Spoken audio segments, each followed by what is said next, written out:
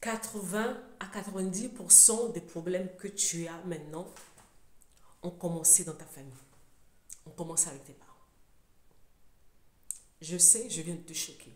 Bonjour, je m'appelle Noélie Panda, je suis conseillère en relation d'aide, auteur et conférencière. Aujourd'hui, on va parler au fait des défis que tu as en tant qu'adulte et surtout de d'où viennent ces défis.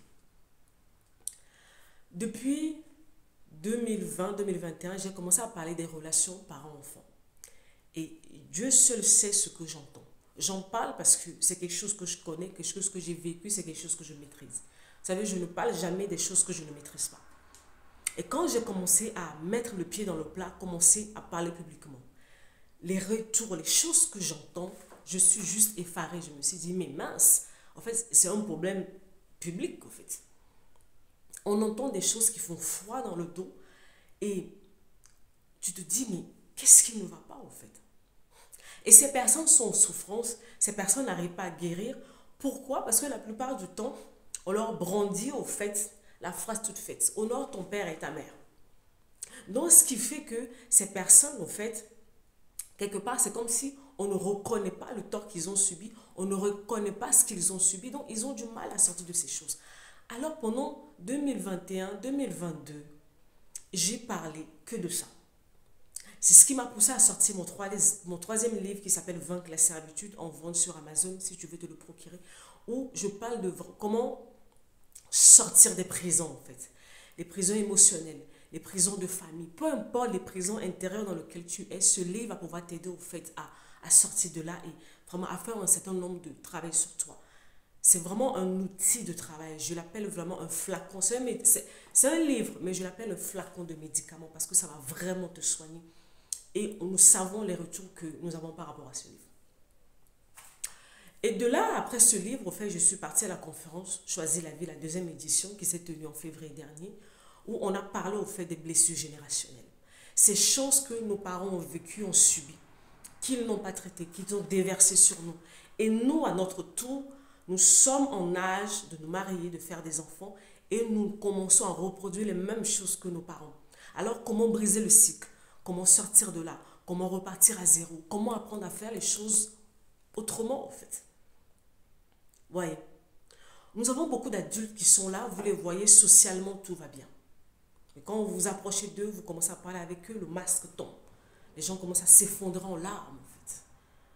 Et quand tu pars, quand ça commence à parler, papa avait fait ceci, maman avait fait cela, maman m'a dit ceci, papa m'a dit ceci, on m'a fait ceci, on m'a fait subir ceci. Et voilà. Donc, on repart toujours dans la cellule familiale. Donc, ça veut dire qu'il y a un problème de fond qui est là, qu'il va falloir qu'on touche de près.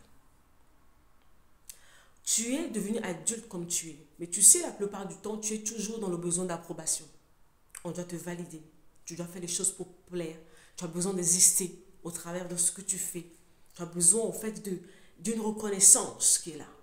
Ce n'est pas anodin, en fait. Beaucoup d'entre vous, vous courez dans le travail, vous occupez des postes de position, pas parce que vous aspirez réellement à ça, mais ce sont les blessures qui sont à l'intérieur de vous, ce vide émotionnel qui est là, ces choses que vous n'avez pas reçues de vos parents font que maintenant, vous faites tout dans tous les domaines, hein.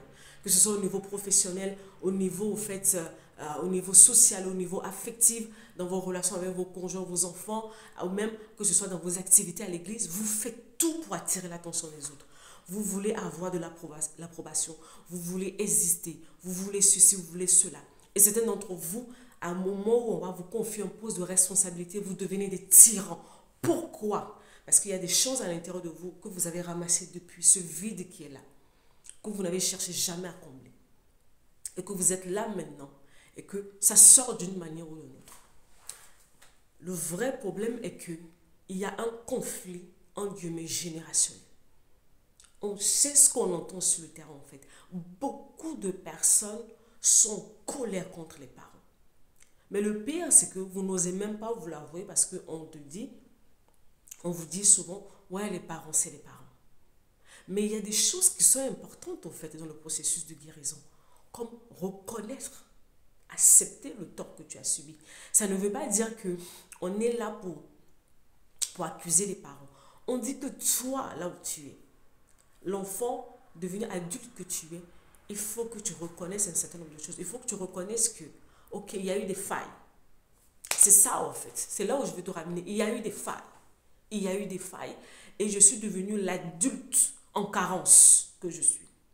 Donc pour que tu puisses te soigner, il faut que tu reconnaisses ton mal. Mais le problème, c'est que tu ne veux pas reconnaître ton mal, mais tu veux aller mieux. Vous voyez le paradoxe au fait que vous avez au quotidien. En même temps, vous voulez aller mieux. En même temps, vous ne voulez pas regarder l'origine de vos problèmes. C'est impossible, au fait.